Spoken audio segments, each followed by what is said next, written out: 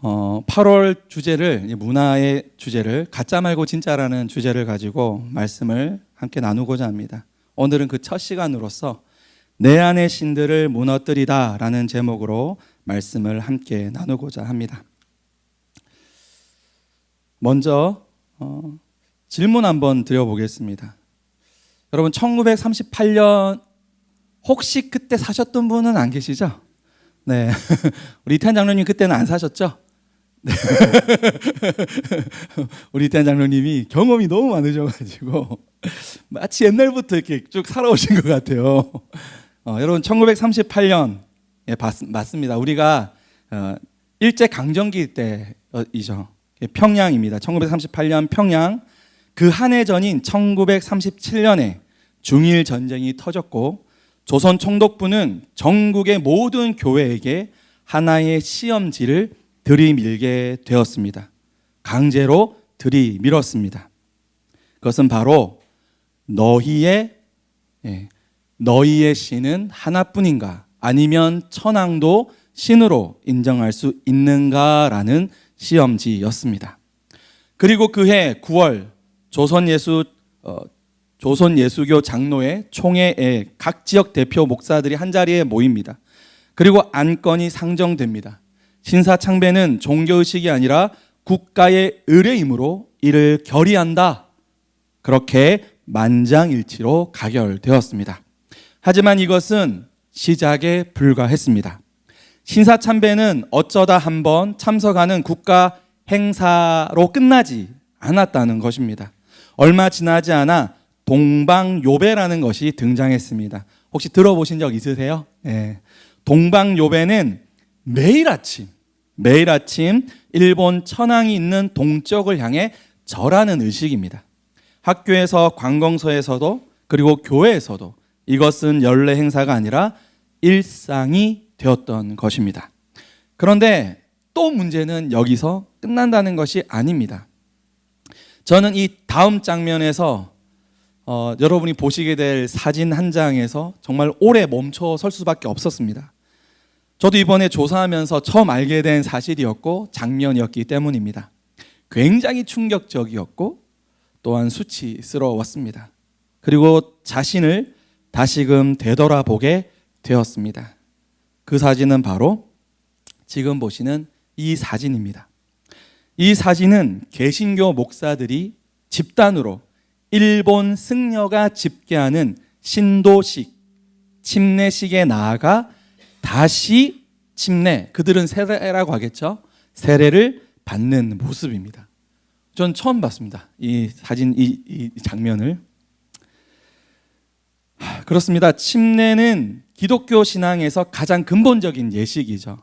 나는 죽고 그리스도로 다시 산다는 고백의 자리입니다. 그런데 그 신성한 예식이 다른 신의 이름으로 다시 한번 치러진 것입니다. 이것은 격가지의 타협이 아니라 신앙의 뿌리 그 자체에 도끼를 댄 사건이라 말할 수 있을 것입니다.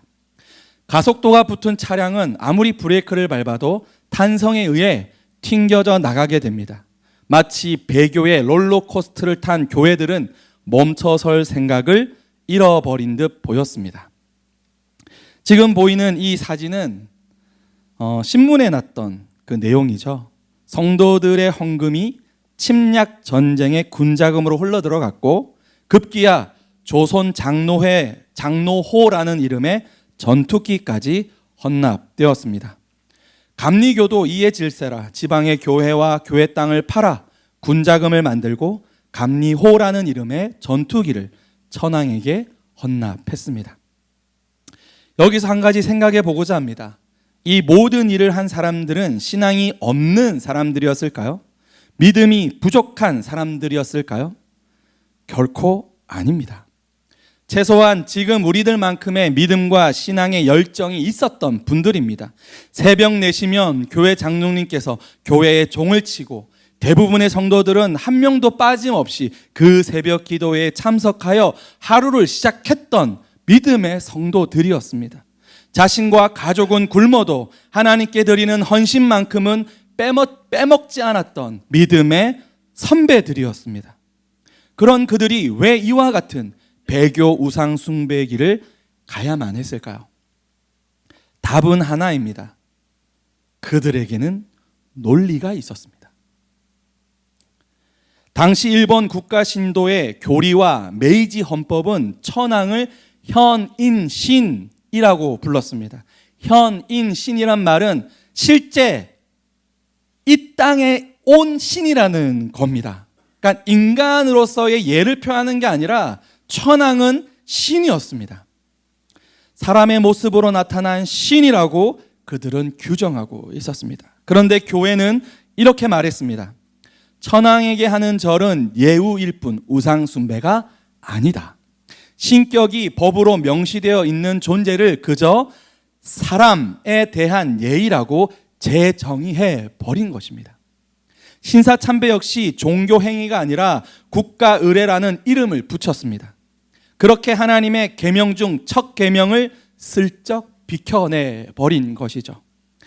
그들의 논리는 더욱 발전하게 됩니다. 로마서 13장에 위에 있는 권세들에게 복종하라는 구절을 근거로 일제에 대한 무조건적 순종을 신앙의 의무로 둔갑시켜 버렸습니다. 구약의 고레스 왕 이야기를 끌어와 일제 역시 하나님이 시대를 위해 쓰시는 도구라고 포장하기 바빴습니다. 그리고 마침내 이 모든 논리는 하나의 이름으로 완성됩니다. 황도 기독교. 한국의 기독교는 그 본질을 잃어버리고 맙니다. 일본의 황도 정신과 결합한 기독교야말로 진짜 신앙의 회복이라는 신앙의 정체성 자체를 부정하기까지 선을 넘어버린 것이죠. 여러분, 이것이 바로 제가 오늘 이 설교를 시작하며 여러분과 나누고 싶은 첫 번째 진실입니다. 우상 숭배는 대개 나는 이제 하나님을 버리겠다는 선언으로 오지 않습니다. 오히려 정교한 신앙의 언어를 입고 경건한 얼굴을 하고 우리에게 찾아온다는 것입니다. 그런데 이 이야기에는 더 아픈 결말이 있습니다. 1945년, 저희 어머니가 태어나신 해죠. 1945년 해방이 왔습니다. 감옥에서 신념을 지켜다 풀려난 이들이 있었습니다. 여러분도 아시는 몇몇 순교하신 목사님들과 성도들도 있습니다. 사람들은 이들을 추록 성도라고 불렀습니다. 이들은 새로운 교단을 만들지 않았습니다. 다만 하나의 교회 안에서 진정한 회개와 화해가 이루어지기를 간절히 바랬습니다. 친일에 협력했던 지도부가 공개적으로 회개하고 자숙하기를 요청했던 것입니다. 그런데 기득권을 쥐고 있던 이들은 이 요청을 독선이라 부르며 반발했습니다. 그리고 이런 논리를 펼습니다. 우리가 감옥 밖에서 환난을 당하며 조직과 교회를 지켰기에 오늘의 교회가 존재하는 것이다 라고 말입니다. 감옥에서 양심을 지킨 사람들이 아니라 감옥 밖에서 신사에 절했던 사람들이 스스로를 교회를 지킨 자로 자신들을 순교의 공로자로 탈바꿈해 버린 것입니다. 가해자와 피해자의 자리가 뒤바뀌는 순간이었습니다. 배교가 희생적 헌신이라는 이름으로 다시 태어난 것입니다. 제가 이 이야기를 하는 이유는 지난 역사를 들추어내어 우리의 수치를 손가락질하기 위함이 아닙니다. 우리 침례교단은 우상숭배하지 안 하다가 거절했다가 교단 자체가 사라졌다 자랑하기 위한 것도 결코 아닙니다. 장로교는 교회고 침례교는 교회 아닙니까? 다 교회입니다. 사실은 우리 중 그 누구도 그날의 목회자와 성도들을 향해 손가락질할 자격이 없다는 사실을 말씀드리기 위함입니다. 왜냐하면 이것은 특정 시대, 특정 사람들만의 이야기가 아니기 때문입니다. 이 모든 이야기는 하나의 공통된 구조를 가지고 있습니다. 여기서 중요한 단어가 구조입니다. 구조. 어려움 앞에서 다른 사람을 붙잡는 것, 그리고 그것에 신앙의 이름표를 붙이는 것, 그리고 그 이름표 위에 정교한 놀이를 쌓아 올리는 것, 마지막에는 그것을 지키기 위해 진짜 양심을 지킨 사람들을 오히려 이상하게 만드는 구조, 그 구조가 여전히 오늘 교회 안에, 한국 교회 안에도 살아있다는 것입니다. 여러분 내면에 있는 신앙의 구조 속에도 여전히 살아있다는 것입니다. 3000년 전 시내산에도 동일한 구조가 이미 우리에게 경고로 말씀하고 있다는 걸 보게 됩니다. 출애굽기 32장 1절에서 6절 말씀을 우리 같이 한번 읽어보도록 하겠습니다. 시작. 죄송합니다. 다시 할게요. 잘못, PPT가 잘못돼가지고요. 잠시만요. 여러분 성경책을 보고 함께 읽도록 하겠습니다. 출애굽기 32장 1절에서 6절입니다. PPT가 잘못됐습니다. 성경책을 찾아서 같이 보실게요. 찾으셨으면 우리 함께 읽도록 하겠습니다. 출애굽기 32장 1절에서 6절입니다. 시작. 백성이 모세가 산에서 내려옴이 더딤을 보고 모여 백성이 아론에게 이르러 말하되 일어나라, 우리를 위하여 우리를 인도할 신을 만들라. 이 모세 곧 우리를 애굽 땅에서 인도하여 낸 사람은 어찌 되었는지 알지 못함이니라. 아론이 그들에게 이르되 너희의 아내와 자녀의 귀에서 금고리를 빼어 내게로 가져오라.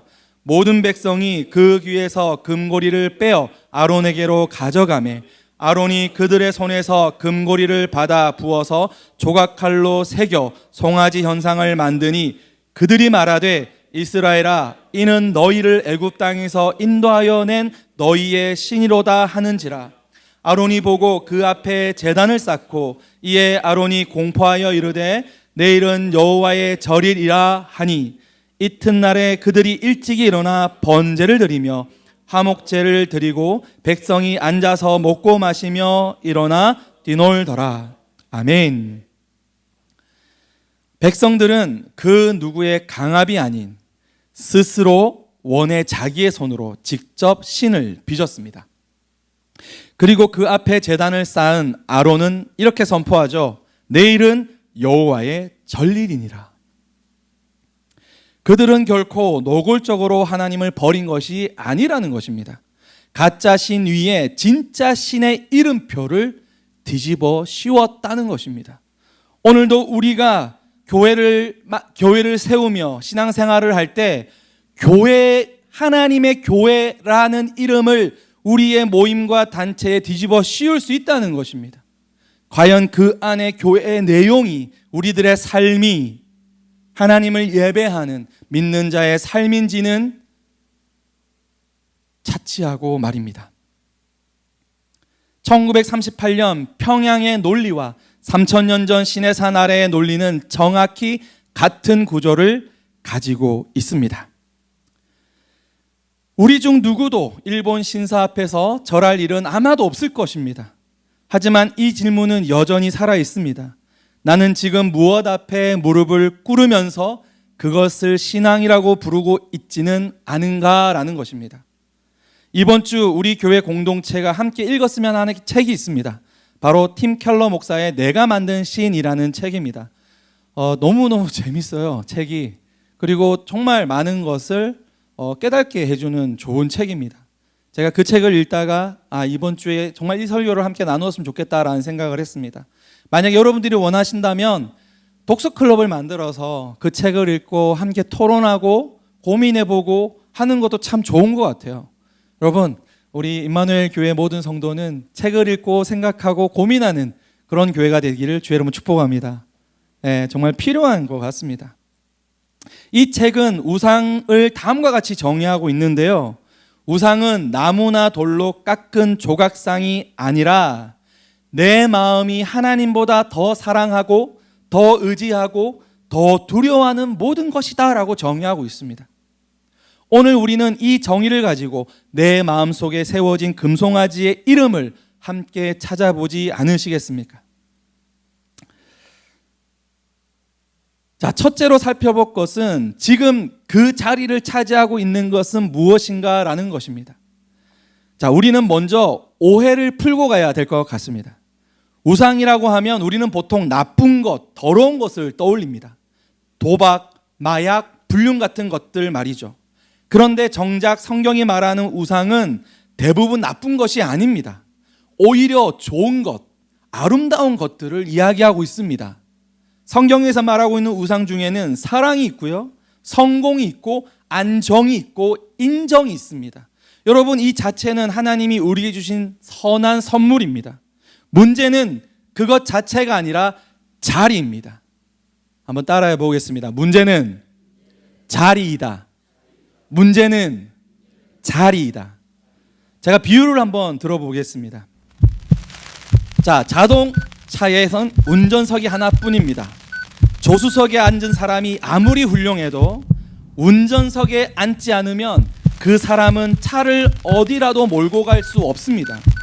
반대로 운전 미숙자가 운전석에 앉으면 아무리 좋은 차라도 사고가 날 확률이 매우 높습니다. 그렇습니다. 우상 숭배란 조수석에 앉아야 할 것을 운전석에 바치는 것을 말하고 있는 것입니다. 사랑이 조수석에 앉아 있으면 삶을 풍요롭게 합니다. 하지만 그 사랑이 운전석에 앉으면 그 사람 없이는 살 수 없는 상태가 됩니다. 성공이 조수석에 있으면 동기부여가 됩니다. 하지만 성공이 운전석에 앉으면 실패하는 순간 존재 자체가 무너져 버립니다. 이 시간 우리가 반드시 생각할 것이 있습니다. 그것은 이것이 없으면 나는 살 수 없다라고 느끼는 것이 과연 무엇입니까? 누구입니까?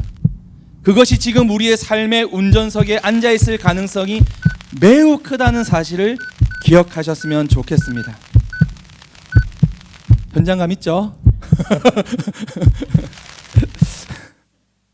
두 번째로 우리가 생각해 볼 것은 우상은 결코 개인의 문제에서 끝나지 않는다는 것입니다. 우상은 결코 개인의 마음에만 머물러 있지 않습니다. 이게 정말 중요한 겁니다. 내가 우상 숭배하면 나 하나로 끝나는 게 아니라 민족이 망하는 것입니다. 가정이 망하는 것입니다. 교회가 망하는 것입니다. 종교개혁가들은 인간의 마음을 끊임없이 우상을 만들어내는 공장이라고 불렀습니다. 이걸 영어로 이야기하면 더 임팩트가 있는데요, 아이돌 팩토리라고 합니다. 한번 따라해 보겠습니다. 아이돌 팩토리. 네, 요즘 아이돌이 많죠. 우상들이 많습니다. 그걸 만들어내는 공장이 어디 있다고요? 우리들의 마음에 있다는 것입니다. 그리고 이 공장들이 모이면 하나의 조직 문화, 하나의 공동체가, 전체가 특정한 우상을 중심으로 돌아가게 되는 것입니다. 여러분, 의사들만 모이는 교회가 있다고 합니다. 그곳에는 의사가 아니면 다니기가 힘들다고 해요. 의사님들끼리 모여서 뭘 할까요? 그게 과연 교회일까요? 부자들만이 모이는 교회가 있다고 합니다. 그건 라이언스 클럽의 교회라는 허물을, 이름표를 바꿔단 것일 뿐입니다. 여러분, 기독교가 언제부터 취미생활이 되었고 나의 부를 가시하는 집단이 되어 버렸습니까? 공장 하나에서 나오는 매연은 그 공장 굴뚝 위로만 퍼집니다. 하지만 여러 공장이 한 도시에 모이면 그 도시 전체의 하늘색이 바뀌어 버립니다. 그 안에 사는 사람들은 회색 하늘을 원래 하늘색이라고 착각하며 살아가게 되는 것입니다. 중국에서 넘어오는 황사를 봄이면 마치 자연현상처럼 어느새 받아들이는 듯 말입니다. 여러분, 공동체의 우상도 이와 같습니다. 구성원 개개인은 그것이 문화라고 부르지만 실은 그 안에 우상이 들어있는 것입니다. 공동체 안에서 가장 흔하게 나타나는 우상은 세 가지 얼굴을 하고 있다고 합니다. 성과주의, 도덕주의와 율법주의, 그리고 권력과 통제가 바로 우상의 민낯입니다. 우리 소리 조금만 줄여주세요. 네. 무엇인가를 해내야만 여기서 인정받을 수 있다는 분위기, 내가 이만큼 헌신했으니 당연히 대접받아야 한다라는 보상 심리, 내가 도와줬기 때문에 모든 것을 내가 통제해야 한다라는 애정 결핍과 불안 심리가 바로 그것입니다.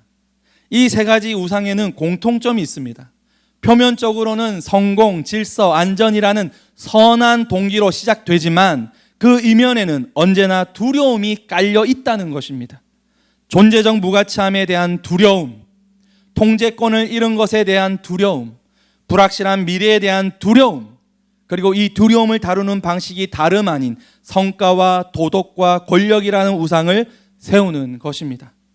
제가 지난주 다녀왔던 그 복지센터 내일센터에 한 50분들이 모여 있었는데요. 아마 그 중에 3분의 1 이상은 크리스찬일 겁니다. 그럼에도 불구하고 그들의 삶은 불안에 쩔어 있었고 두려움에 휩싸여 있었습니다. 정말 끈 하나 붙드는 마음으로 그 자리에 앉아 계시더라고요. 근데 제가 2가지 주제로 강의를 했거든요. 자신감 그리고 스트레스 관리였습니다. 너무 그냥 평범한 내용이에요. 그런데 2시간 열심히 어떻게든 이분들에게 뭔가 자신감을 좀 고취시키고 뭔가 삶의 희망을 드려야겠다라고 생각을 하고 나름 열심히 했습니다. 우리 수련회 때 했던 좁고 넓게 아래로 위로 다니면서 레크레이션까지 막 섞어가면서 했는데 2시간이에요. 정말 짧은 시간이었음에도 불구하고 그분들의 얼굴 표정이 되게 밝아지는 모습을 봤습니다. 이게 문화의 힘입니다. 누구 한 사람이 희망을 가지고 그 안에서 희망을 이야기하면, 내일의 소망을 이야기하면 모두가 희망으로, 새로운 힘으로, 자신감으로 세워지는 것을 제 2눈으로 직접 보았습니다. 그런데 우리 교회 공동체는 어떻습니까? 우리가 모여서 예배 드릴 때 우리의 표정은 어떻습니까? 우리의 마음 자세는 어떻습니까? 하나님이, 전능하신 하나님이, 기적의 하나님이 여러분의 삶을 통해서 기적을 베푸실 것을 믿으십니까? 그 설레임과 기쁨과 소망과 자신감으로 차고 넘치십니까? 그것이 아니라면 우리는 과연 누구를 믿고 있는 것일까요? 옆에 계신 분들의 얼굴의 표정을 한번 보십시오. 자신감이 차고 넘쳐 보이십니까? 어떠세요? 갑자기 자신감이 넘쳐 보이시기 시작하는데 여러분, 우리의 얼굴의 표정과 우리의 언어는 지금 우리 마음속에 무엇이 있는지를 드러내는 것입니다. 드러내는 것입니다. 우리의 우상을 먼저 깨뜨리고 우리의 우상이 무너져야만 하나님이 우리의 삶을 통하여 역사하실 줄 믿습니다. 그렇기 때문에 제일 중요한 것은 내 안의 우상을 어떻게 하면 부술 수 있을까, 몰아낼 수 있을까라는 것일 겁니다. 자, 그런데 중요한 것은 우리의 노력으로는 결코 우상을 몰아낼 수가 없습니다. 우리가 아무리 애를 쓰고 아무리 40일 금식을 하고, 이거는 이상호 목사님이 우리 이미 간증하셨죠? 40일 금식을 2번 해도 안 되는 건 안 되는 거예요. 우리의 우상은 우리가 우리의 의지로, 우리의 노력으로 몰아낼 수 있는 것이 아닙니다. 오직 하나님의 사랑과 은혜로만 밀려나는 줄 믿습니다. 우리는 그걸 깨달아야 합니다. 여러분 생각해 보십시오. 빈 방에서 어두움을 손으로 밀어낼 수 있는 사람은 결코 존재하지 않습니다. 아무리 깜깜한 방에서 장풍을 쏘아도, 아무리 막 바람을 날려도 어두움을 밀어낼 수 없습니다. 하지만 어둠을 밀어내는 방법은 간단합니다. 스위치를 켜기만 하면 됩니다. 믿음은 스위치를 켜는 것입니다. 그 다음엔 빛이 켜지는 순간 어둠은 물러나는 것이죠. 이제부터 이것을 사랑하지 않겠다는 결심만으로는 우상이 밀려나지 않습니다. 그 자리를 더 크고 더 아름다운 사랑으로 채울 때 비로소 우상은 자연스럽게 힘을 잃게 될 줄 믿습니다. 오늘 내 삶의 운전석에 앉아있는 그것의 이름을 정직하게 불러보십시오. 자녀일 수 있습니다. 돈일 수 있습니다. 나의 취미생활일 수 있습니다. 아니면 은밀하게 감춰놓은 나의 죄일 수도 있습니다. 여러분 먼저 그 이름과 직면하셔야 됩니다. 그리고 오늘 하나님 앞에 우리는 이 한 문장으로 나아가기를 원합니다. 우리 같이 한번 읽어보겠습니다. 시작.